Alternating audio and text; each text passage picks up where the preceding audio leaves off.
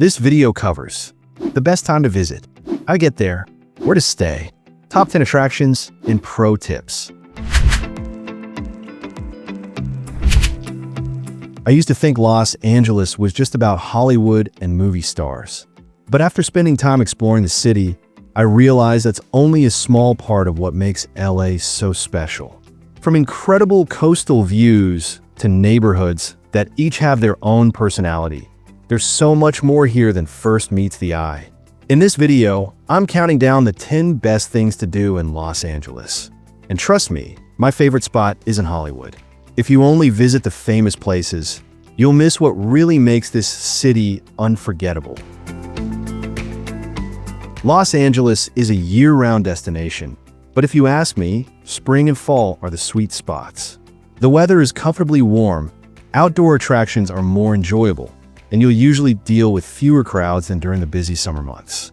It's the perfect time to enjoy both the city and the beaches without feeling rushed. One thing that surprises many first-time visitors is just how spread out Los Angeles really is. Renting a car gives you the most flexibility, especially if you're planning to visit different neighborhoods, beaches, and viewpoints. Just avoid driving during rush hour whenever possible. It can easily add an hour to your trip. For first-time visitors, Hollywood and downtown make sightseeing convenient. If relaxing by the ocean is a priority, Santa Monica is an excellent choice. And if you're looking for upscale hotels, great restaurants, and lively nightlife, West Hollywood and Beverly Hills are both fantastic bases for exploring the city. Now, let's start with one of LA's most famous landmarks.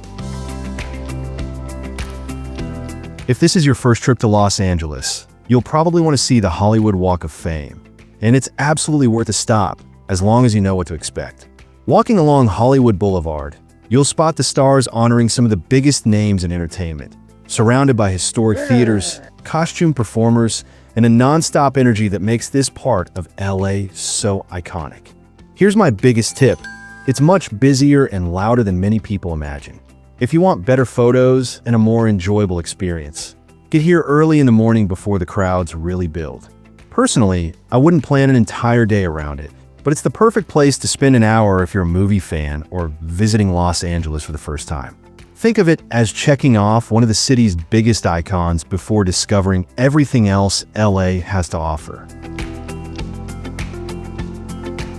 After experiencing the excitement of Hollywood, it's time to slow things down and see Los Angeles from a completely different perspective. Griffith Observatory is one of those places that reminds you just how massive this city really is. You'll get sweeping views of downtown, the Pacific Ocean on a clear day, and one of the best views of the Hollywood sign without paying an entrance fee. What really stood out to me wasn't just the scenery, it was watching the city change as the sun went down. Seeing daylight fade into thousands of city lights is an experience that's hard to forget. If you enjoy hiking, several nearby trails take you even closer to the Hollywood sign. But even if you never leave the observatory, the views alone make the visit worthwhile. My advice is to arrive about an hour before sunset. You'll experience LA in daylight, catch golden hour for photos, and watch the skyline come alive after dark, all in a single visit. After seeing the city from the hills, let's head to the coast for a completely different side of Los Angeles. If you're looking for the classic Southern California experience, this is where I'd send you. Santa Monica blends a wide sandy beach, the famous Pier, an amusement park, oceanfront bike paths, great shopping, and spectacular sunsets into one destination that's easy to enjoy at your own pace. One thing I really like is how flexible your day can be here. You can ride the Ferris wheel, relax on the beach, rent a bike, and cruise along the Strand toward Venice Beach. Then finish the evening with dinner as the sun sets over the Pacific. If you're short on time, I'd actually skip spending too long on the rides and put that extra time toward walking or biking the coastline. To me, that's where Santa Monica really shines, and it's the experience that stays with you long after your trip is over.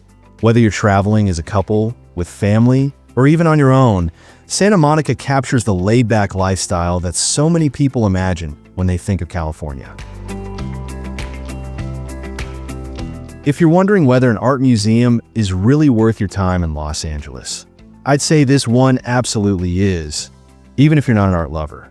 The Getty Center sits high above the city, and honestly, the views alone make the trip worthwhile. You'll find beautiful gardens, impressive architecture, world-class art collections, and panoramic views that stretch from downtown all the way toward the Pacific on a clear day. What surprised me most is how peaceful it feels. After spending time in LA's busy neighborhoods, this place almost feels like you've escaped the city without ever leaving it. My advice? Don't rush through the galleries. Take time to wander the Central Garden, grab a coffee, and simply enjoy the scenery. Even if you only spend half a day here, it's one of the most relaxing experiences you'll have in Los Angeles.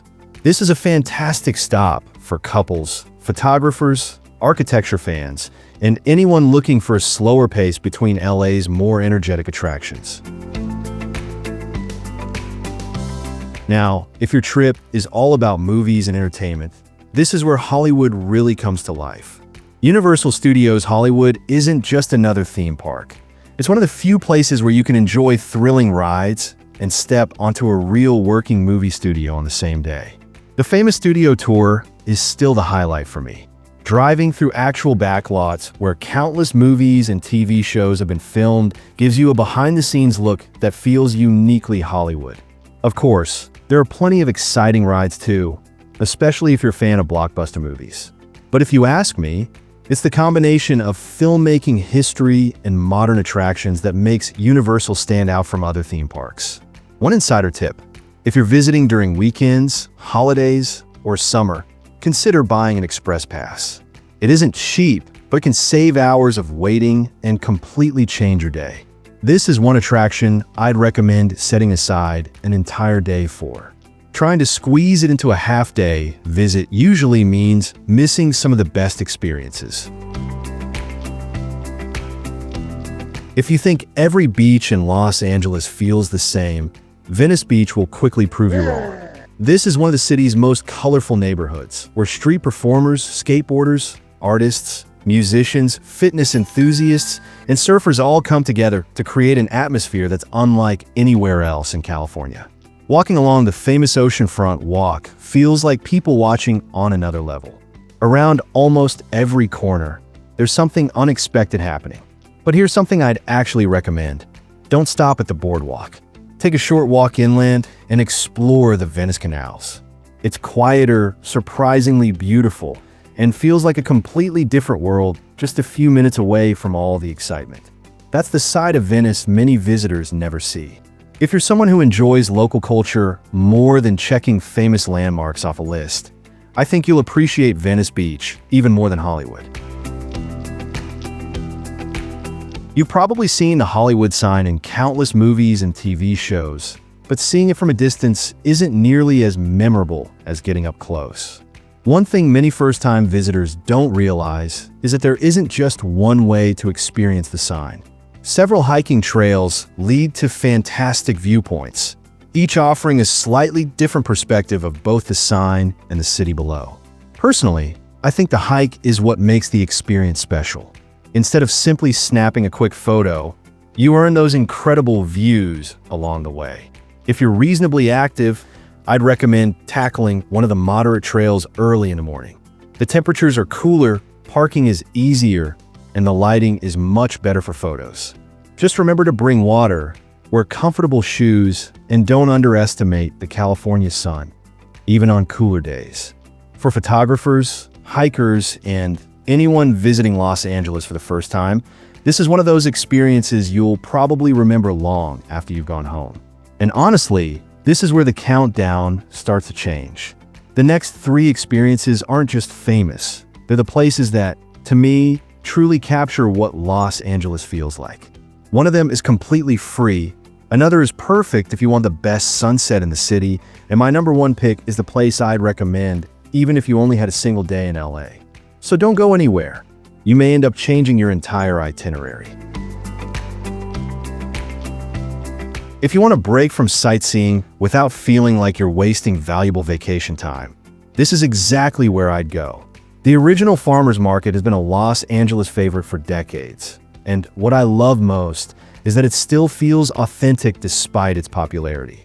You'll find everything from fresh donuts and gourmet tacos to international dishes and classic American comfort food, making it one of the best places to sample LA's incredible food scene.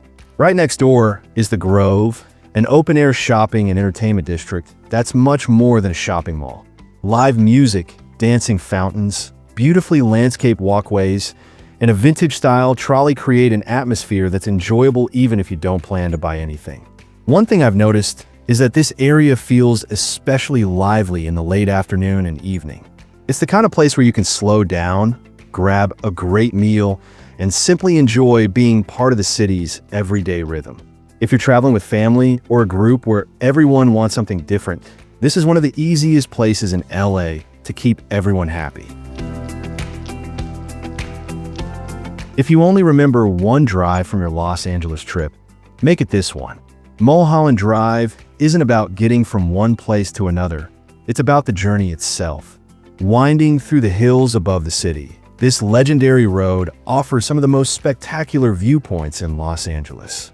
What surprised me most wasn't just the skyline. Around almost every turn, the view changes.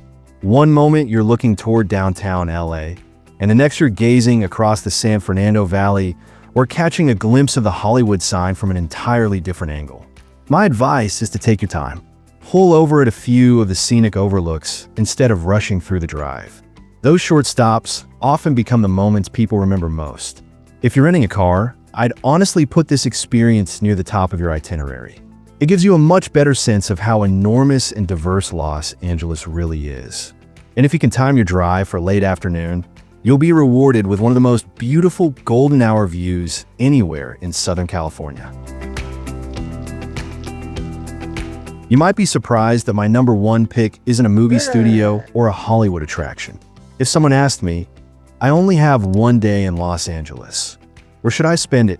My answer would almost always be Santa Monica. Here's why.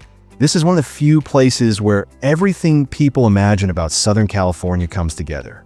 You have the Pacific Ocean, palm-lined streets, bike paths, oceanfront restaurants, lively shopping, beautiful beaches, and some of the most unforgettable sunsets you'll ever see. What I found is that Santa Monica isn't about checking attractions off a list. It's about slowing down and enjoying the California lifestyle. Start your afternoon walking along the beach, rent a bike if you have the time, explore the shops around 3rd Street Promenade, and then find a spot near the Pier just before sunset. As the sky changes from blue to shades of orange, pink, and purple, you'll understand why so many people fall in love with Los Angeles. That's the moment that stays with you. And that's why if I had to recommend just one experience in LA, this would be it. And quick heads up, I've added some of my favorite travel essentials in the description that can make your trip a lot easier. Definitely worth a quick look. Arrive early at popular attractions like Griffith Observatory, the Hollywood sign trails, and the Walk of Fame. You'll enjoy cooler weather, easier parking, and far fewer crowds. Try grouping nearby attractions together. For example, visit Hollywood and Griffith Observatory on the same day, then save Santa Monica and Venice Beach for another. You'll spend less time sitting in LA traffic. Parking costs can add up quickly, especially near the beaches. Compare nearby parking garages before pulling into the first lot you see. You can often save quite a bit. If you're visiting major attractions like Universal Studios, buying tickets online ahead of time usually saves both money and valuable vacation time. Don't try to see all of Los Angeles in one trip. The city is enormous, and you'll enjoy your vacation much more if you leave room to slow down and actually experience each neighborhood. Los Angeles is one of those cities that rewards curiosity. Yes, you'll find the world-famous landmarks everyone talks about, but some of the best memories come from slowing down, exploring different neighborhoods, and discovering the experiences that fit your own travel style. To me, that's what makes LA so special. No matter how many times you visit, there's always another neighborhood, another scenic viewpoint, or another sunset waiting to surprise you. If you found this guide helpful, don't forget to like the video, subscribe to Eagleye Traveler, and turn on notifications for more travel guides across California and beyond. And now I'd love to hear from you. Which Los Angeles experience is at the top of your bucket list? Or if you've already been here, what's the one place you'd recommend to other travelers? Let us know in the comments below.